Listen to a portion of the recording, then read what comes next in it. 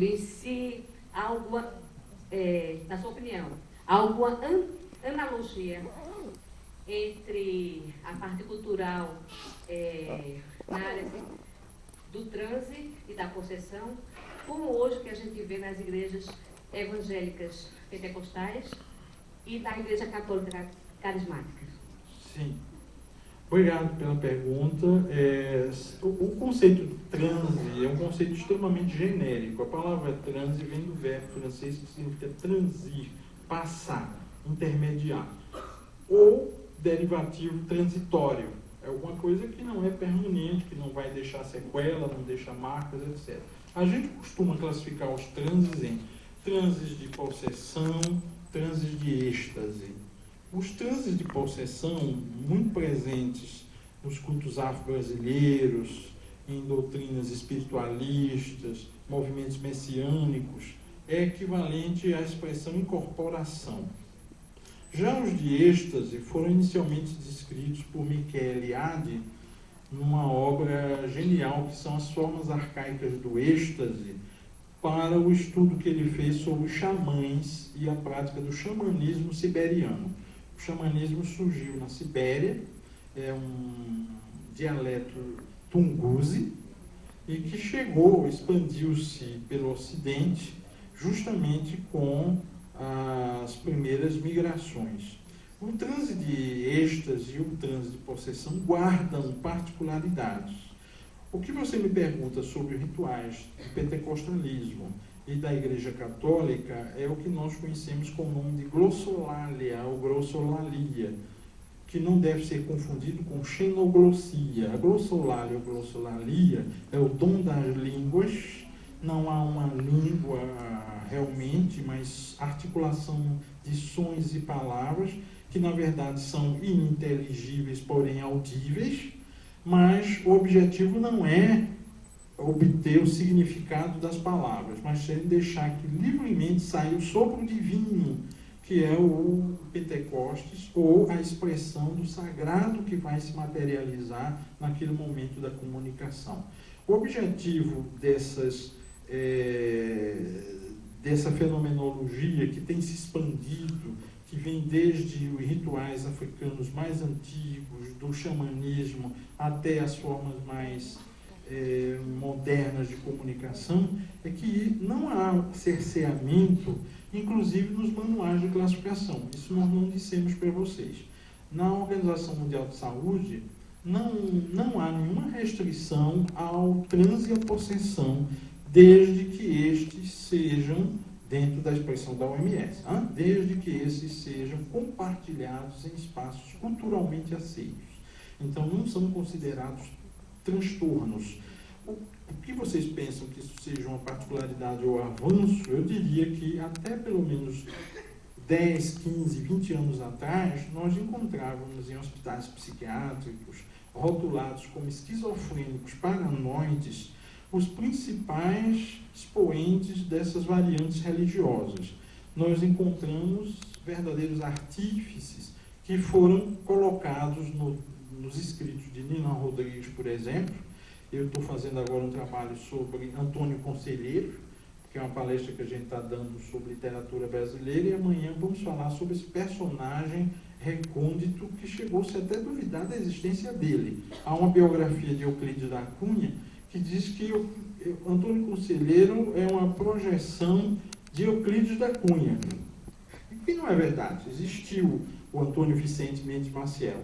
Mas o detalhe é que o homem que sai de Quixeramobim, tal como o nosso genuíno, e vai para o sertão da Bahia, e chega na Bahia e vai fazer o quê? Ele vai começar a figura de um Messias, de um profeta, anunciar dias melhores, que o sertão vai virar mar, etc.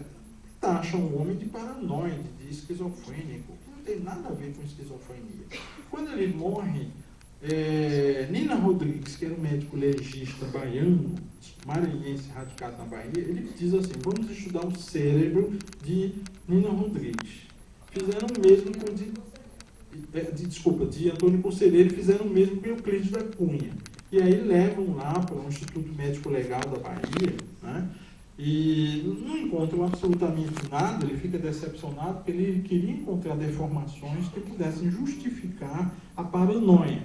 Ele tem um estudo muito interessante no livro chamado As Coletividades Anormais, sobre o movimento epidêmico de Canudos. Ele diz que, na verdade, havia uma epidemia de loucura, histeriforme, porque ainda era o ranço da velha histeria lá de Charcot, do século XIX, etc. Então, foram durante muito tempo esses adeptos rotulados. Então, eles estavam lá preenchendo os internamentos dos hospitais psiquiátricos, recebendo medicamento, eletrochoque, choque insulínico, cardiazólico, que vocês não imaginam como eram torturantes esse tipo de instrumentos que a medicina tinha atualizado e tinha validado. Então, quando dá-se a queda do Nina Rodrigues, que morre em Paris no ano 1900, chega ao Brasil o grande movimento culturalista de Herskovits, que inclusive foi professor do René Ribeiro, lá na Universidade do Noroeste. E é Herskovits que faz com que o René diz, olha, o seu trabalho de conclusão do curso vai ser sobre a cultura do Nordeste, escolha lá, e o René publica um livro chamado Cultos Afro-Brasileiros do Recife, com o prefácio desse professor, desse antropólogo. É quase como uma virada, né, uma guinada de 360 graus que rompe com a patologização, ou seja, com essa perspectiva patológica, e entra na perspectiva culturalista do fenômeno. Então, hoje nós temos um respaldo para entender, nenhum profissional da área poderá rotular deste ou daquele diagnóstico um profissional como ele, um adepto dos cultos, justamente como histérico, como esquizofrênico, porque não vai encontrar respaldo na própria classificação de transtornos mentais, que já leva a cultura como estando presente, já considera a cultura como elemento, como vetor indispensável nessa relação. Agora, é lógico que isso é um processo muito mais longo do que uma tentativa de reduzir a uma classificação médica.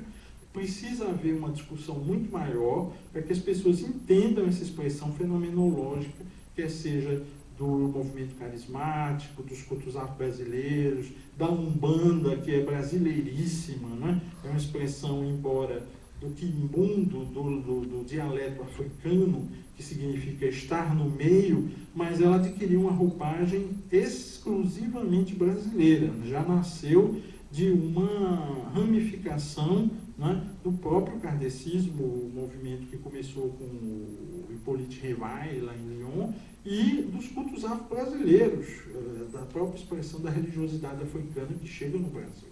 Então, temos essa diversidade, essa pluralidade que o profissional de saúde não pode desdenhar dessa prática, do conhecimento. Eu já cheguei a levar meus alunos para assistir sessões mesmo de cultos, para entender a mecânica, para que eles percebam como é essa expressão cultural, né? Entendam um discurso de um cliente, de um usuário que chega e diga e conte essa diversidade, essa roupagem, como fazendo parte da sua própria história de vida. Né? A gente não pode retirar esse contexto da própria história do sujeito e pensar em patologizar, diagnosticar, medicalizar. Inclusive o teste do Rochat, ou Rocha, como o Paulo Dalgalarron pretende chamar, pela primeira vez foi usado, é um teste, como vocês sabem, projetivo de personalidade. Ele foi usado em 1952, pela primeira vez, pelo René Ribeiro, aonde? Em Filhas de Santo, que ele queria mostrar que não havia desvio nenhum de personalidade. Quando se dizia, elas têm transtorno de personalidade, têm psicopatia, tem esta ou aquela alteração. Ele disse, eu vou usar um instrumento já consagrado pela prática médica, que era o psicodiagnóstico do Rocha, e vou mostrar que não há esse desvio que vocês estão falando. E usou pioneiramente, em 52, e apresentou isso num trabalho científico, e todos passaram então a dizer, olha, não se pode questionar a sua metodologia, e muito menos seus resultados encontrados, porque foi uma amostra significativa dessa população.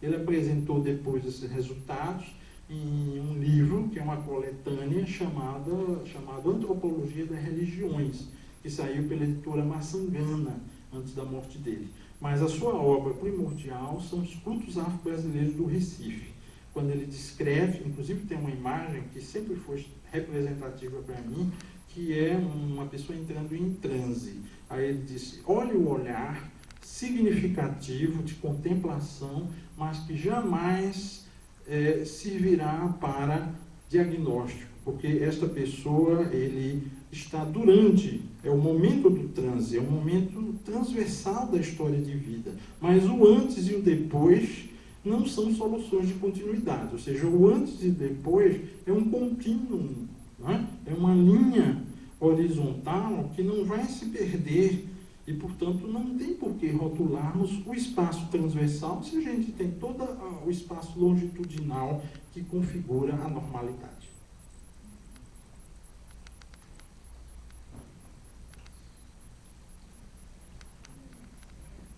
E aí? Mais alguém? Oi, Carlos. Não, que a gente defendeu o TCC da gente esse semestre, né? E a gente, eu e Josina, né? O trabalho, tá dando para ouvir aí? Yes. Então, o trabalho da gente foi sobre o sentido da morte de um filho para casal, né? Para um casal parental. E assim, no final da pesquisa da gente, a gente percebeu a importância do suporte emocional que a espiritualidade dá a quem perde, que tem uma perda. E a gente não está acostumado a trabalhar com isso, no final das contas, né? Então a gente fica meio desorientado. Então, mexer com isso, com a espiritualidade, deveria ter uma disciplina especial, entendeu? Para falar dessas religiões, também de religião, porque faz parte da espiritualidade, porque a espiritualidade é uma coisa maior, né? Mas a religião está inclusa nessa espiritualidade. Então eu queria, assim, saber como é que a gente mexe com isso, porque mesmo a gente fazendo artigo, ou a gente dando sugestão, mas na psicologia ainda tem uma resistência a falar sobre espiritualidade. E muito. Quando a gente diz que vai falar sobre espiritualidade, eu mesmo queria fazer um trabalho sobre espiritualidade e psicologia, mas seria muito forte, assim, e eu acabei até desistindo. Então eu queria saber como é que se pode lutar contra esse preconceito dentro da psicologia. Como é que a gente poderia fazer? Carlos, eu não diria que necessariamente um preconceito à psicologia. Há tabus na academia, não me menor dúvida. Você não encontrou lá no nosso espaço, na nossa instituição, mas no mercado editorial realmente tem poucas revistas onde você poderia publicar em psicologia. Talvez esta que eu falei, que é o outro, mas é uma publicação que não está em nossa língua, ou fazendo depois uma formação específica, eu apontaria uma que é a tanatologia, que é a ciência que estuda a morte. Thanatos, morte, do grego. Mas a tanatologia pode, inclusive, ganhar essa dimensão antropológica, cultural. A professora Sandra, e eu também estou ministrando. Eu ministro tanatologia no curso de enfermagem e tanatologia no curso de psicologia, a professora Sandra. Mas é uma disciplina que a grade curricular, por exemplo, não direciona ela a uma discussão nessa perspectiva que você quer levar, espiritualista, cultural. Ela fica num contexto do discurso do psicólogo como um mediador entre a vida e a morte, preparar a morte, trabalhar a morte do ponto de vista existencial, mas ela não envereda por esse domínio. O que não impede que a tanatologia ganhe esse espaço, mas aí ficamos muito presos a uma determinação curricular, né? Mas você pode buscar também uma formação complementar em outras áreas do saber, como a própria antropologia, ciência das religiões, né? Que possa abrir mais esse espaço, essa orientação. E eu não diria a você que o discurso hoje da psicologia, enquanto Conselho Federal ou regional, é contrário. O que muitas vezes dificulta o discurso e a interlocução é as fontes. Quais são as suas fontes para esse estudo? Quais são as suas abordagens? De onde você quer partir? Né? É uma questão mais metodológica do que realmente ser um tema proibitivo. Agora a gente vai vencendo esses tabus, essas resistências, de uma forma ou de outra. Eu acho que um passo importante você já deu, vocês dois, você e Josina, né? Foi fazendo esse TCC e agora tratem de publicá-lo. publicar esse trabalho. E já encontra aqui um convite no volume 2. Busquem a orientação que vocês tiveram, né, a nossa, de Valfrido e de outros colegas, e é já um espaço garantido, porque nós tivemos na primeira versão vários trabalhos de alunos nossos, né, como coautores de temáticas diversas, né? Por que não também agora transformá-la, né, obviamente com todo o critério, né? Porque também assim, na prática clínica da gente, né, lá no estágio, pelo menos os clientes que eu peguei lá na clínica, acho que 95% das pessoas que eu peguei aparecia muito espiritualidade.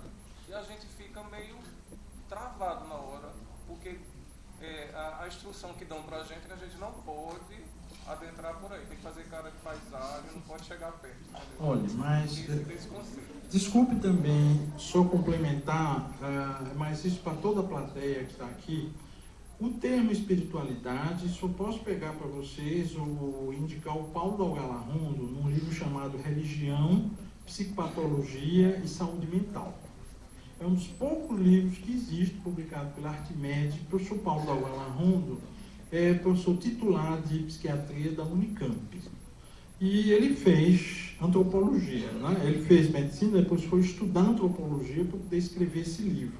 Fez um doutorado em antropologia. E quando ele escreveu Religião, Psicopatologia e Saúde Mental, ele começa a dizer o sentido dessas palavras que você está falando. Então ele pega, por exemplo, religiosidade, e diz que religiosidade não é religião, evidentemente. Depois ele pega espiritualidade. Espiritualidade não tem nada a ver com espiritismo, não tem nada a ver com ocultismo. Hoje, muitos livros já são traduzidos do inglês, tem pelo menos uns 2 deles, cujo título principal é Psiquiatria e Espiritualidade, Espiritualidade e Saúde Mental. Quando você vai abrir o livro, você encontra os mais renomados especialistas na área, certo? Que vão tratar a abrangência da preocupação humana com o existencial. O sentido que eles dão à palavra espiritualidade, e que aí, uma crítica sem deixar de ser, ou não gostaria de fazê-la, é o significado que algumas pessoas da academia dão à palavra espiritualidade, que talvez por não entenderem essa dimensão mais ampla da expressão, já remeta à prática religiosa que não tem nada a ver com a expressão espiritualidade.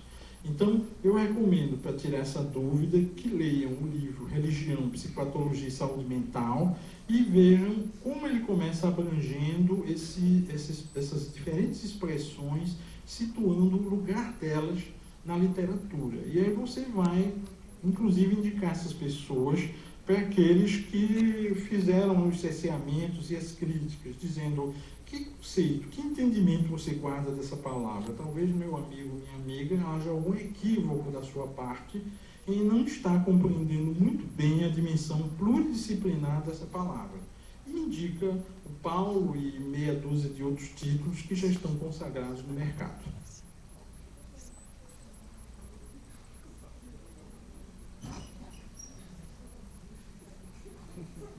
Mais alguém?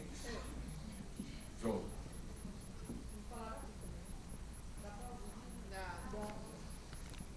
Acho que 2 coisas que foram faladas aqui. Uma questão, essa que o Carlos traz, que eu assim, me submeto, obviamente, ao currículo que está colocado pela nossa instituição, mas sinto falta de ter antropologia para psicologia. Acho que há um diálogo profundo e frutífero, né? Basta ouvir tudo que o Fernando falou aí. Eu não estou puxando a sardinha para minha brasa, o abraço para minha sardinha, eu sempre me atrapalho com esses vídeos populares, mas não é por ser antropóloga, mas eu acho que faz falta, sim. Faz falta ter esse espaço, que, no caso, acho que os meninos ainda pegaram a grade antiga e a gente teve, mas assim, que a gente pudesse aprofundar algumas coisas dentro dessa perspectiva que Carlos coloca, né, de uma compreensão maior, porque acho que eu tenho a mesma opinião, Fernando. Acho que não é uma questão, claro, que você vai fazer a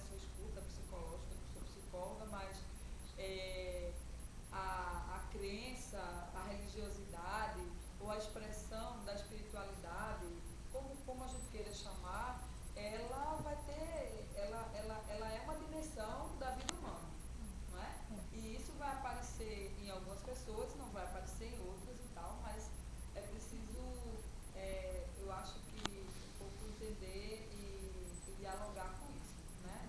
Não dá para a gente se fazer de surdos nem de cegos em relação a isso, né? E o resto das questões, acho que o Fernando colocou muito bem. A segunda questão que eu queria falar, Fernando, é que eu acho que você trouxe algumas coisas aí em relação à medicalização, né, dos sentimentos, das dores, né, e que eu acho que quase todos os alunos sabem que eu trabalho numa área que é a área de DST e AIDS, né, principalmente trabalho coordenando a parte de atendimento psicossocial às pessoas que vivem com HIV e AIDS, e cada vez mais a gente tem ficado assim, eu não vou dizer nem surpreso, porque é muito mais do que isso, em relação à dimensão da medicalização das pessoas. E não é a medicalização no sentido de quem toma antirretroviral, mas é a medicalização exatamente para essas dores,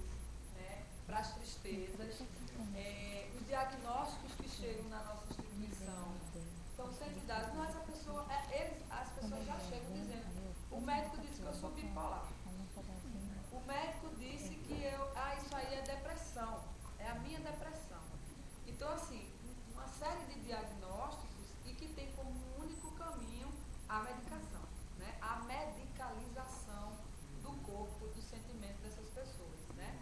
Então, você vai para o encontro, por exemplo, de pessoas que vivem com HIV, você pergunta, é mais de 60% das pessoas tomando remédio para dormir.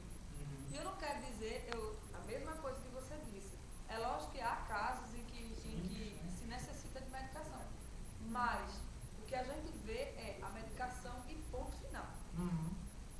Né? A medicação e ponto final. A discussão, o acompanhamento psicológico, a escuta, isso aí não é secundarizado, é ultimizado, não sei nem se existe essa expressão, mas assim, é relegado a um plano quase inexistente. Então, isso é uma coisa que tem preocupado a gente, inclusive, também a medicalização da própria prevenção. Nos Estados Unidos, hoje, existe, e eles estão querendo discutir conosco, né, no Brasil, América Latina e outros países, para a gente começar a tomar o coquetel, porque eles acham que a prevenção, por exemplo, o HIV com camisinha, é algo que tem se mostrado falho. Então, a gente vai tomar remédio para não tomar remédio. Eu digo isso assim, debochando, mas lógico, ele diz, é tomar remédio para você não se infectar pelo HIV. Mas é uma coisa que tem todo o interesse das indústrias farmacêuticas, e isso é claro. Sempre quando vem as discussões, eles nos chamam para ir para Brasília, vem sempre os representantes dos laboratórios, junto com quem está fazendo a testagem disso e tal. E isso tem sido colocado no Brasil, o movimento social, as ONGs, as próprias pessoas que vivem com HIV têm reagido a isso, mas a gente não sabe até quando. Porque a visão da medicalização da prevenção também é algo que está acontecendo. Né? E essa outra medicalização, que é a medicalização que, assim, Rivotril é uma coisa hoje que, sei lá, é uma neosaldina. Entendeu? Você vai ali no Rivotril. É o Tilenol, né? É o Tilenol. Você pode tomar. Inclusive a pessoa empresta pro outro, depois você pega. É uma coisa assim, bem solidária. Sei lá. Eu não queria rir não, mas essa Isso piada. é bem, eu acho extremamente preocupante, porque parece que, como você falou, o próprio capitalismo, como ele produz muita dor, não é? E a gente acha que não, né? Mas o próprio sistema capitalista ele produz muita dor, mas ele vai também se beneficiar dessa barreira que ele cria para você não ter contato com a dor. Então, não ter contato com a dor não é ir e falar com o psicólogo. Não ter contato com a dor, eu vou tomar uma medicação e aí eu fico muito bem, obrigada, né? Dar aquela coisa legal na minha cabeça, eu acho que eu estou bem e tal, e eu não consigo encarar. E o que eu acho que é mais complicado, porque eu não consigo me repensar como ser humano, me tornar um ser humano melhor também, né? Porque em algumas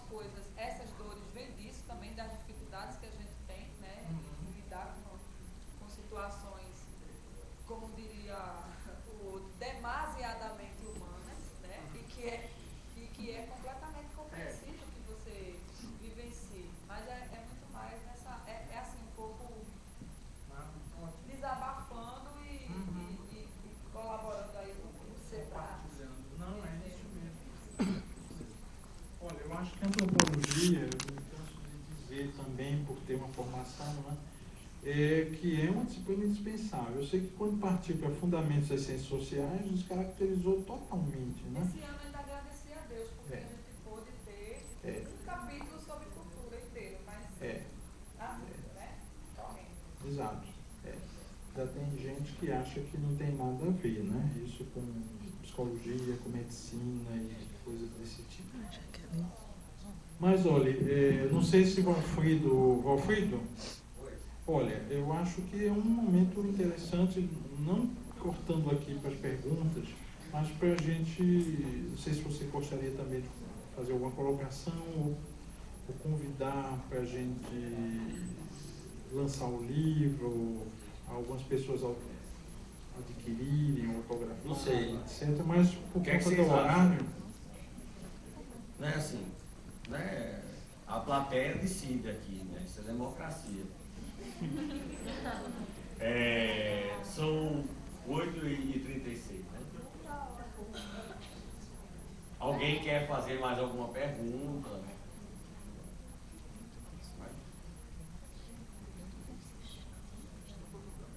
Não?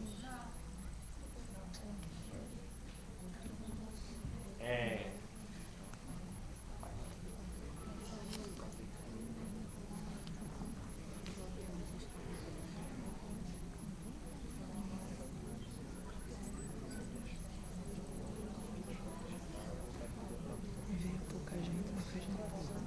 Tu fica rindo, né, gente? Tá rindo de mim aqui. Bom, gente, então vamos encerrando, né, por aqui, não é, agradecendo, não é, a Fernando Lins pela brilhante apresentação dele, né? Acho que por ele existir é Jaqueline. Jaqueline está dizendo que é por Fernando, agradecer por Fernando existir.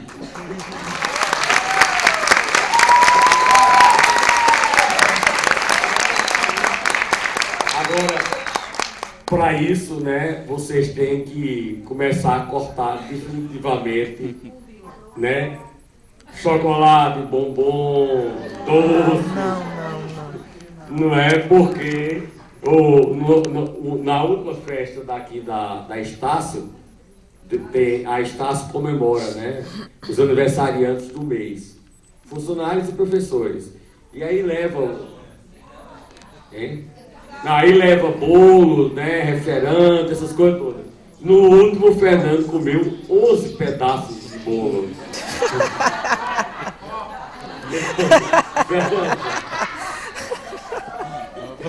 Deixa ele Fernando sem comeu graça. apenas, tinha 3 tipos de bolo diferentes.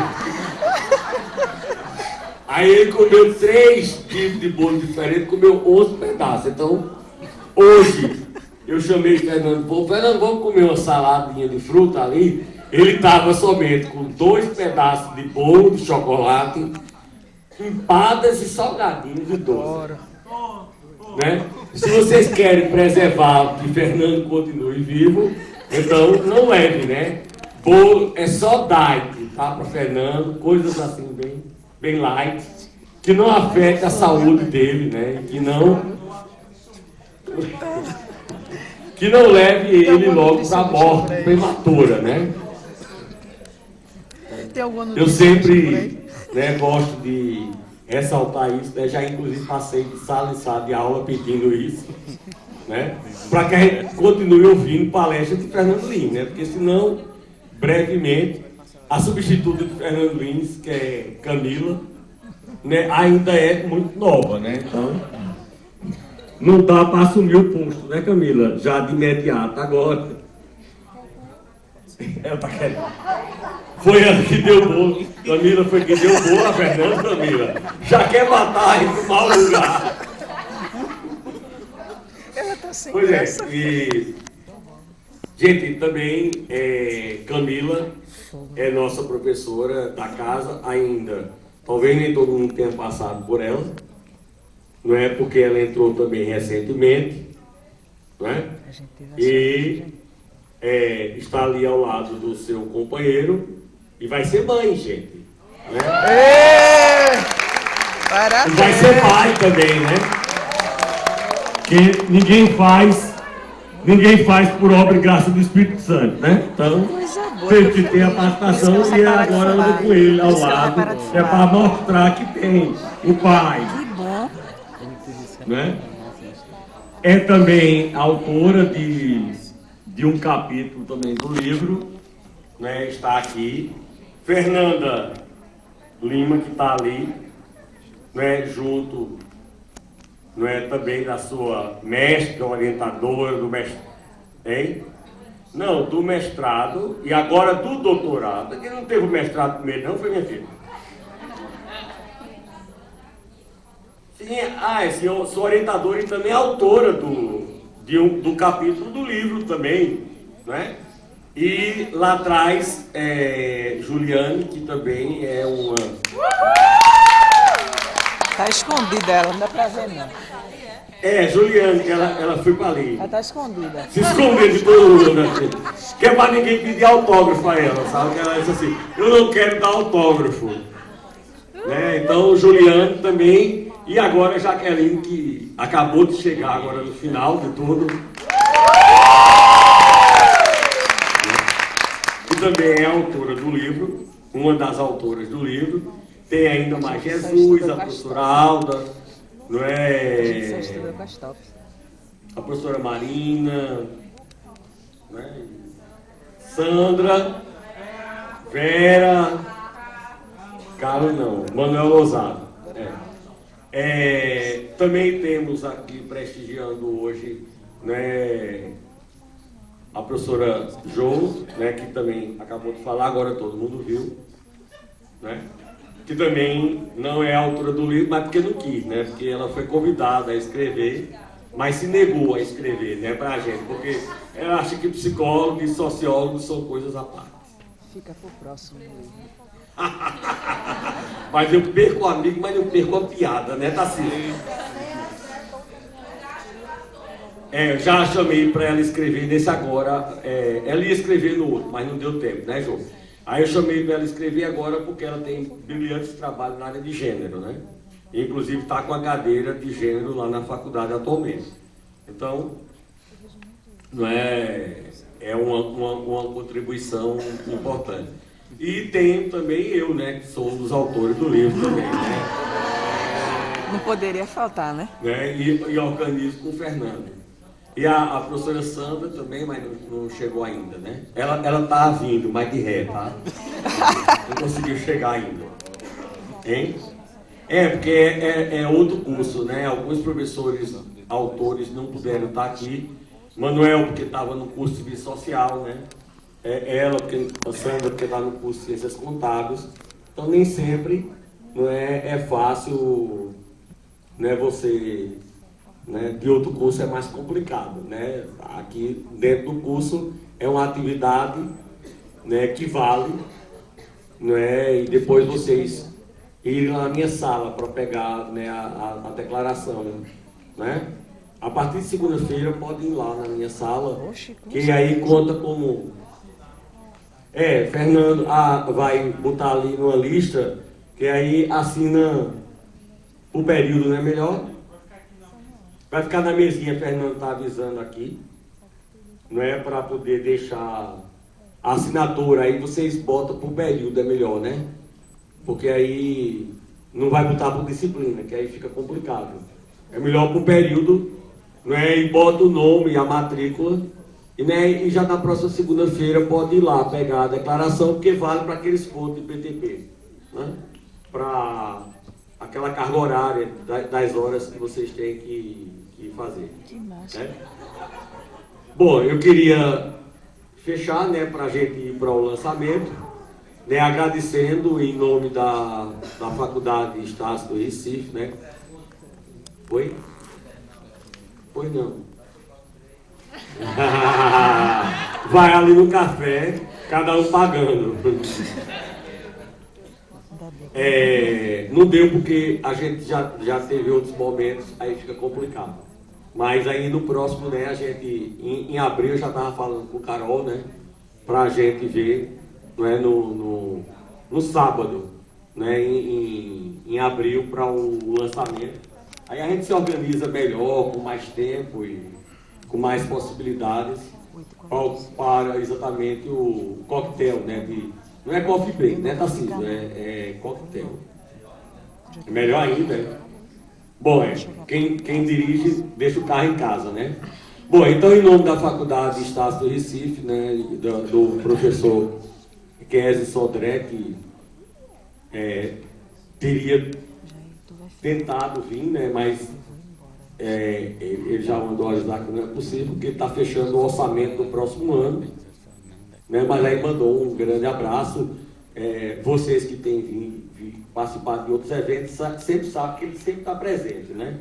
Mas aí, como tem que fechar até meia-noite de hoje o orçamento do próximo ano, né, dos gastos da instituição, né?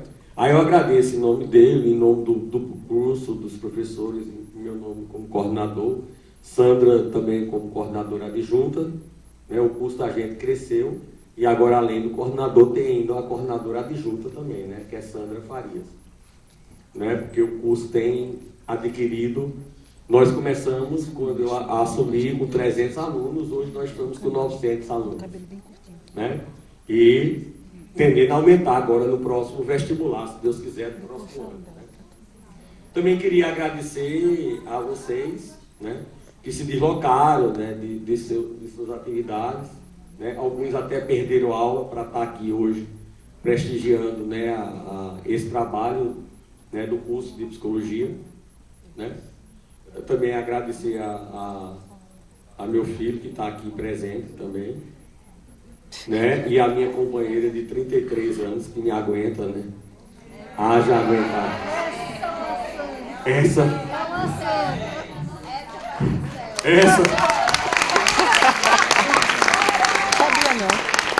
das duas, uma, né? Ou eu sou muito bom, ou ela é uma santa, né? Aí eu deixo para vocês decidirem. A segunda, ela é santa mesmo. É melhor. Ela vai de corpo e alma pro céu, né, gente? Gente, então agora vamos. Fernando, vai logo.